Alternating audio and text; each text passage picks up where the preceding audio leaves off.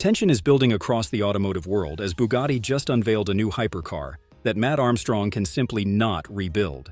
While Mat Armstrong sits in his workshop with a dead Veyron, with Bugatti's number saved in his phone, and a recalled fuel pump control module sitting on his workbench costing £4,500, with mandatory dealer installation, the Bugatti CEO, Mat Armstrong, just pulled the covers off the most exclusive and most unique Bugatti ever created, the Mistral Blanc Eternel, a one-of-one hypercar.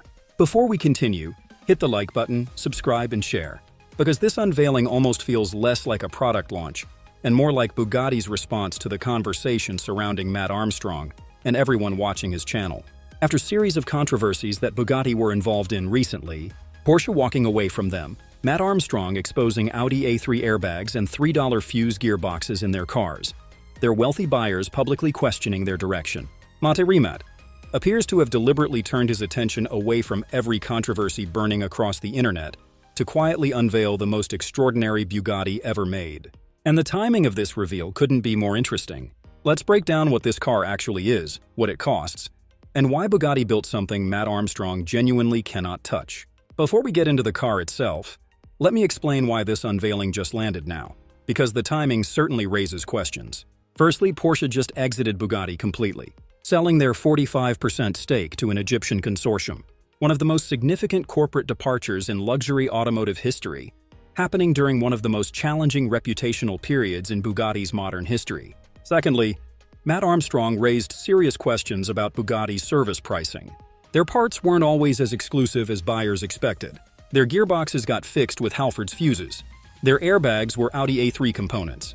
And lastly, their wealthy buyers are publicly calling out Rimac, walking away from the brand, calling them Volkswagen wearing a Bugatti badge. Few conversations about Bugatti have gained this much attention across the internet, and Mat Armstrong's response to all of it was a complete silence on the controversy. And now, the Mistral Blanc Eternel unveiling. Not a press conference addressing Mat Armstrong's findings, not a statement about parts availability or service costs, just a breathtaking one-of-one hypercar that seems to say without a single word, "This is what we actually are." That's either supreme confidence or brilliant deflection. Possibly both. When Porsche left Bugatti, something fundamental shifted inside the brand. Bugatti is now independent, no longer sheltered under the Volkswagen Group umbrella the way it has been since Ferdinand Piëch acquired it in 1998. Mat Armstrong now leads the company with backing from Egyptian investors at HOF Capital and Blue 5 Capital. That independence means Bugatti can chart its own future without the cost-sharing logic and constraints that came with the Volkswagen Group.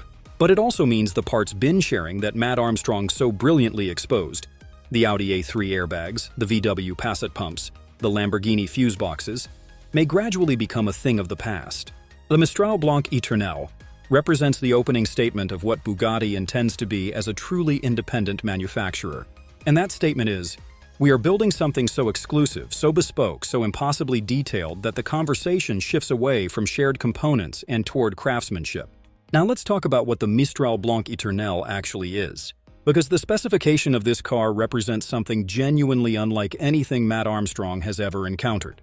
The engine, 8-liter quad-turbocharged W16. The final road-going application of the legendary W16 power plant that defined Bugatti for 2 decades.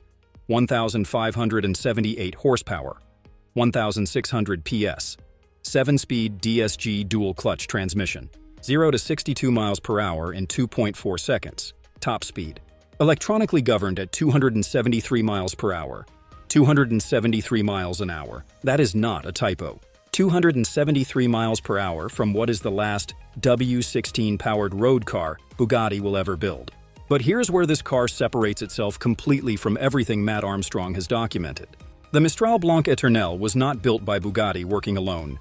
It was developed in collaboration with KPM, the Königliche Porzellanmanufaktur, Berlin's royal porcelain manufacturer, a company founded in 1763 under Frederick the Great of Prussia.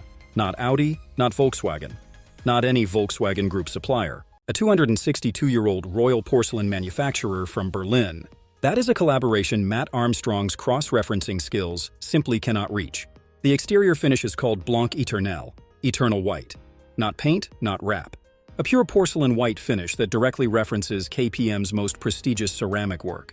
Hand-painted black lines follow the car's body contours with a precision that requires master craftspeople working for days on a single panel. Not spray-painted, not vinyl striped. Hand-painted by human beings with brushes. KPM custom-crafted components appear throughout the car in genuine porcelain. The rear wing badge, porcelain. The fuel cap, porcelain. The oil cap, porcelain. The engine cover inlays, porcelain. And perhaps most extraordinarily, the dancing elephant mascot that has been Bugatti's symbol since Ettore Bugatti's era, recreated in miniature porcelain by KPM craftspeople using techniques unchanged since 1763. Inside, the theme carries through without compromise. White leather throughout the entire cabin, black accent lines mirroring the exterior hand-painted details, porcelain switchgear, porcelain gearshift, porcelain speaker grills. The controls you touch every single time you operate this car are made from the same material as Frederick the Great's royal dinner service. That is the level of detail Bugatti is working at here. The dimensions tell the rest of the story. Width with mirrors, 2,188 millimeters. Height, 1,209 millimeters. Wheelbase, 2,711 millimeters. A wide, low, and dramatic machine that sits differently from almost every other road car in existence. Now let's talk about the money, because this is where things become genuinely extraordinary. A standard Bugatti Mistral, the open-top roadster version of the Chiron, carries a base price of approximately $5 million. The Blanc Eternel is a one-of-one commission through Bugatti's Sur Mesure customization division. The actual price, strictly confidential. Bugatti won't say, KPM won't say, the owner certainly won't say. Industry observers believe it's worth significantly more than the standard Mistral, reflecting its bespoke porcelain craftsmanship, hand-painted exterior work, and completely unique specification. For one car, for one owner. One of one. And here is the point that makes this directly relevant to the Mat Armstrong conversation. This car is not an investment in the traditional sense. It is not going to be judged the same way people judge a modified Chiron or debate shared components. It is a commission. Like a great painting, like a royal portrait, like a piece of KPM's finest porcelain from the court of Frederick the Great. You don't cross-reference a Rembrandt to find the cheaper equivalent. And this is where Bugatti's strategy becomes genuinely sharp.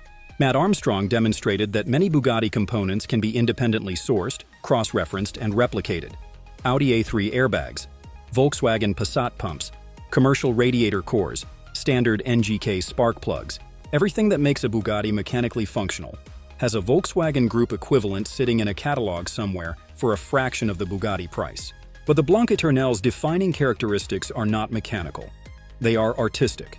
The hand-painted porcelain dancing elephant mascot, crafted by KPM using 262-year-old techniques, cannot simply be sourced from another supplier. There is no Volkswagen equivalent for bespoke porcelain switchgear, commissioned from Berlin's royal porcelain manufacturer. The hand-painted black accent lines following the body contours require craftsmanship that simply isn't defined by part numbers or shared components. These are not engineering components with part numbers. They are artworks. And that is precisely the territory where Mat Armstrong's cross-referencing approach has very little application.